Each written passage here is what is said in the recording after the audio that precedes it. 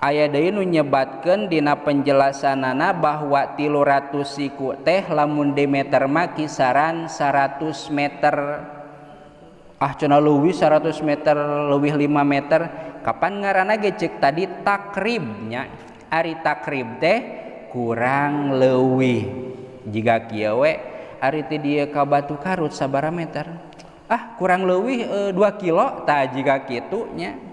Da henteu diitungan kulantaran sering bolak-balik paling ge sakitulah kurang leuwih geuning kitu nya.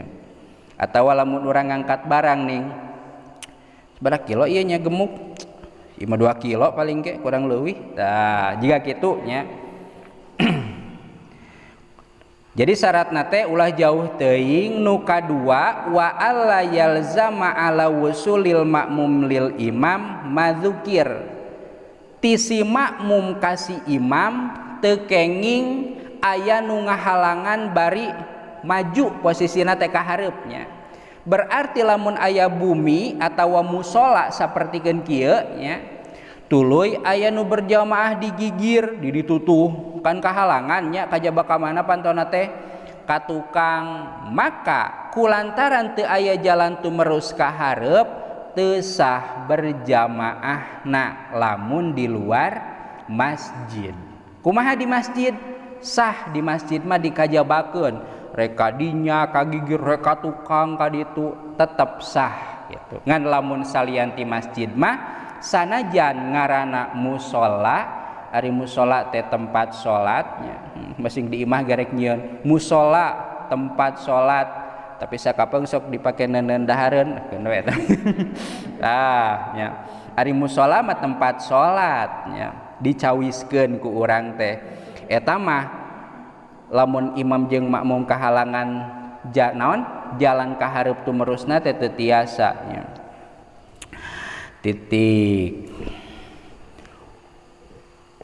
Termasuk kamari lamun teh mah aya ruangan da di dieu mah teu aya kange contona nya. Aya ruangan di tukang teh ngan pedah pantona nutup.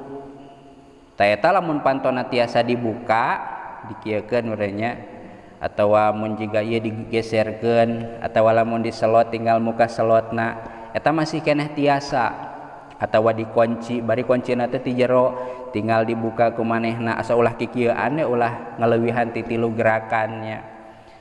Ngan lamun teh mah pantona dipaku nya jalanna oge ti luhur ngajleng tah eta mah teu tiasa nya sabab teu aya jalan tumerus sama sakali. Jadi wa khamisuha nomor kalima. Jadi simpulkeun heula nomor kaopat mah antara imam jeung makmum teu aya nu ngahalangan. Lamun teh mah imamna di lantai 2 kedah aya jalan tumerus ka lantai 1 sanajan di tukang. Ngan jalanna ulah gugulantungan atawa jiga taraje eta hese nya eta mah teu sah nya. Termasuk lamun salat makmumna digigir pikeun ka imam teh kudu nguir heula ka tukang, lamun di masjid mah masih keneh sah, ngan lamun di luar masjid mah teu sah nya. Berarti juga di madrasah ngan gambaran eta aya kacaan ya, ari eueuh kacaan kitu mah bisa-bisa wae nya. Aya kacaan keneh imam di hareup di ditu, makmum digigir. Kan eta eueuh jalan ka hareup, aya cenah eta dobol heuh anggap eueuh nya. Tah eta mah teu tiasa lamun jalanna ka tukang mah, sabab eta mah sanes masjid. Wa khamisuha nomor kalima. Ayyatawafaqa nazmu salataihima. Ayat tayan meureun tadi teh hese ngucapkeunana nya. Nazmu salataihima. Mun baheula mah salataihima mangga-mangga wae nya lain Al-Qur'an ieu. Teu kudu dibaca tai masing tae ge mangga. Nomor kalima si makmum kudu ngakuran kana gerakanana si imam. Maksudna kumaha? Ainaskuhuma fil af'ali dzahirati, dina pagawean zahir lamun teh mah non imam ruku makmum ruku imam i'tidal makmum i'tidal imam sujud makmum sujud tak bisa dituturkeun. Wa ini ikhtalafa adadan jeung sanajan beda-beda bilanganana ya. Bilanganana lamun rek dikana rakaatkeun rakaatna.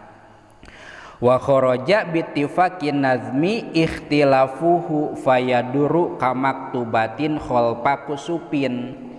Intina mah kieu nya bisa keneh berjamaah lamun teh mah gerakan salat nu ku urang rek dipigawe jeung imam teh sarua. Ruku, i'tidal, sujud. Ari kitu aya salat anu beda gerakanana jeung nu biasa. Aya sapertikeun kumaha? Kamaktubatin khalfa kusupin. Sapertikeun anu salat fardu naon we? Sapertikeun salat lohor contohna. Berjamaah kanu salat kusuf, salat samagaha. Ari kitu naon bedana salat samagaha? Kantos salat samagaha naon bedana? Nya naon bedana salatna gerakanana naon pangna ulah berjamaah anu salat fardu kada salat samagaha? Wadai. Bedana teh ari salat samagaha mah rukuna 2 kali. Nyanya kantos ieu salat samagaha nya tos sahingga lamun urang salat lohor contoh kieu nya ieu imamna salat samagaha da moal ieu nya ceuk adat memual ieu teh di urang mah duka di batur mah samagahana waktu lohor berartinya ieu salat samagaha gijig-gijig teu apal sugan ti keur salat lohor si ieu teh berjamaah jika kakara takbir Allahu akbar nurutan Allahu akbar ruku Allahu akbar tuluy nangtung deui alah geuning nangtung deui nurutan i'tidal meureun nangtung deui ruku deui alah nah ruku deui pan geus bieu tah si ieu teh anu salat lohor berjamaah kanu salat samagaha anu rukuna sabaraha kali 2 kali eta teh teu sah. Nyap ieu teu apal bieu ge nya teu sah nya. Naon sababna pangna teu sah? Sabab lamun ieu nu salat lohor sabada i'tidal tuluy ruku deui geus mengkol tina tata cara salat fardu gitu. Sabab salat fardu rukuna sabaraha kali dina tiap rakaat? Sakali. Wa qiyamaini nangtungna 2 kali nya. Amma in kahartos teu? Imamna rukuna 2 kali tah si makmum lamun nurutan imam ge ruku urang nangtung deui Fatihah deui berarti ruku deui nuturkeun we urang teh nya da bari malaweung salatna batal gitu berjamaahna lamun eta ge aya nu berjamaah.